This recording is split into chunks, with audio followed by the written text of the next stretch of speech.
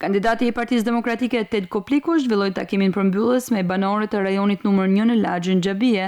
Gjatë bisedës me ta, Kopliku teksa i falenderoi për mbështetjen e tyre, premtoi se Shkodrës do i rikthehet madhështia që meriton në arsim, shëndetësi e siguri. Si përfaqësues të parlamentit ne kena atë profilin ton, formimin ton, dhe unë kam marrë 3 pika.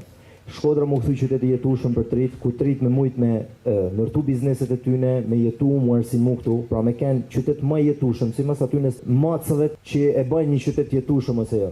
E dyta, Shkodra me kenë një qytet më i sigurt, pra mos me kenë bandat ata që drejtojnë shtetin, por me kenë institucionet shtetënore. Institucioneve do të rikthehet funksionimi normal pas datës 11 maj, ku Shkodra dhe gjithë Shqipëria do marrin shërbime të duhura, tha Kopliku. Banorët e rajonit numër 1 premtuan mbështetje maksimale për Partinë Demokratike dhe Ted Koplikun si mundësia më e mirë e forcimit të familjes dhe shoqërisë shkodrane.